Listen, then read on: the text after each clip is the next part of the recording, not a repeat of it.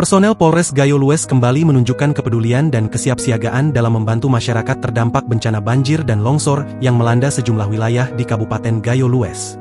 Saat hendak menyalurkan bantuan ke Dusun Tetumpun, Desa Pungke, Kecamatan Putri Betung pada Rabu 3 Desember, petugas menemukan seorang warga yang tengah mengungsi dalam kondisi sakit dan tidak mampu berjalan akibat medan yang terjal, licin, dan curam.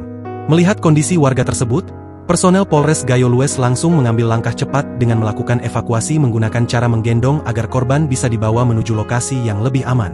Evakuasi dilakukan dengan penuh kehati-hatian karena akses jalan menuju dusun tersebut masih terisolir dan dipenuhi material longsor pasca bencana. Kapolres Gayo Lues AKBP Hirowo, melalui Kasat Reskrim Ibtu Muhammad Abidin Syah, menyampaikan bahwa situasi di lapangan masih sangat menantang. Namun, kondisi tersebut tidak menjadi halangan bagi anggota untuk memberikan pertolongan maksimal kepada masyarakat. Personel kami terus berupaya semaksimal mungkin membantu warga, terutama mereka yang berada di lokasi yang sulit dijangkau. Saat mendapati warga yang tidak mampu berjalan, anggota langsung bergegas mengevakuasi dengan cara menggendong karena keselamatannya menjadi prioritas, ujar Ibtu Abidin Syah. Ia menambahkan bahwa Polres Gayo Lues akan terus hadir di tengah masyarakat selama proses penanganan pasca bencana berlangsung. Bantuan, evakuasi, hingga pelayanan terhadap warga yang membutuhkan perhatian khusus akan terus dilakukan.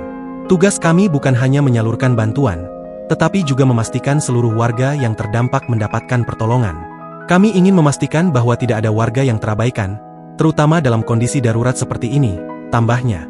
Warga setempat mengapresiasi kesigapan dan kepedulian personel Polres Gayo Lues yang selalu hadir memberikan bantuan kemanusiaan, meski harus menghadapi medan berat dan cuaca yang tidak menentu. Polres Gayo Lues menegaskan komitmennya untuk terus mendukung percepatan pemulihan situasi pasca bencana, baik melalui penyaluran bantuan, evakuasi, maupun pelayanan lainnya guna meringankan beban masyarakat.